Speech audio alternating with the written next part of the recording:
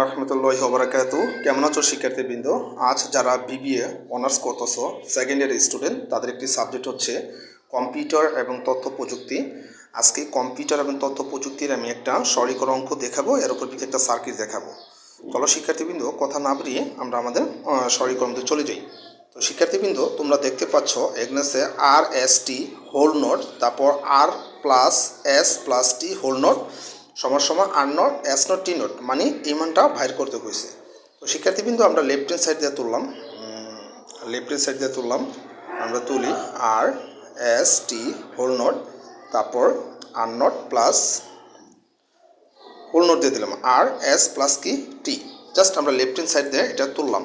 তো শিক্ষার্থীবৃন্দ, এখন একটু খেয়াল করো, এটা কিন্তু গুণ আকারে আছে। হ্যাঁ, এটা গুণ আকার আছে। যখন এই নটটা আমরা প্রত্যেকটা মতো সিঙ্গেল করে ভেঙে দিব, তো ইন্টুটা কি প্লাস হয়ে যাবে।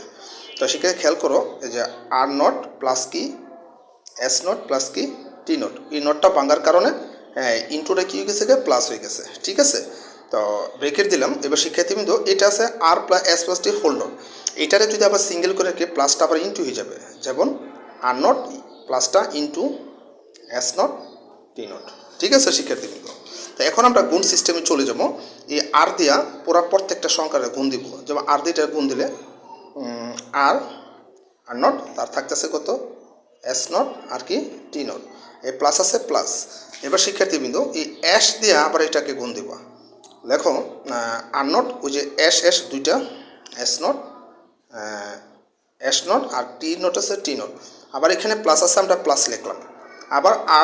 আবার এই টি দিয়া এইটারে গুণ, আবার সাজাইলে কি টু আর নট এস নট, এই যে টি নট টি নট। ঠিক আছে শিক্ষার্থীবৃন্দ, এখন একটু খেয়াল করে দেখো, এই আর দিয়ে আর গুণ দিলে আর নট, হ্যাঁ এস নট আছে এস নট টি নট টি, মানে আর যে কোনো একটা, এখানে প্লাস আছে প্লাস, এখানে আর নট আছে, আমরা আর নটটা লিখলাম এস যে কোনো একটা এস নট আর কত টি নট, এখানে প্লাস আছে, আমরা প্লাস দিলাম।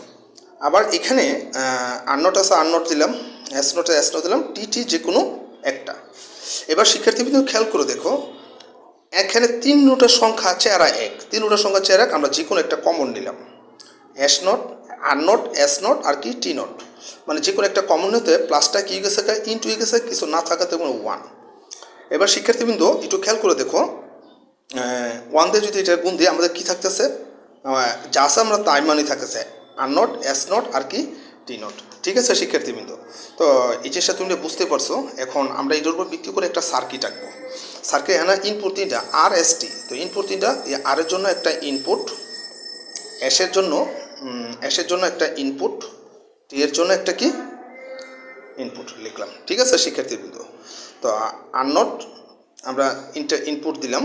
এবার শিক্ষার্থীবৃন্দ খেয়াল করে দেখো, এটা কি আছে, তোমার গুণাকার আছে। আমরা জানি গুণাকার থাকলে কি থাকে, অ্যান্ড গেট হয়। গুণাকার থাকে অ্যান্ড গেট, কিন্তু এটাকে অ্যান্ড গেট করবো না, অ্যান্ড গেট এটা ন্যান্ড গেটে রূপান্তর করি। কেন, প্রত্যেকটার মধ্যে কি আছে, আমরাকে একটু সিঙ্গেল করে রাখি। যেমন আর উপর একটা নট আছে, এটার জন্য আমি একটা ন্যান্ড গেট আঁকলাম। এটা হচ্ছে আর নটের কারণে, ন্যান্ড গেট। আর এসের জন্য একটা ন্যান্ড গেট আঁকলাম। ন্যান্ড গেট দেখে ডি এর মতো, এই যে ডি একে একটা বাবল, এর আইসিটি ভাষায় বলে ভাবল। তো আমরা দিলাম কত এস নট, এই এস থেকে একটা যোগ করলাম।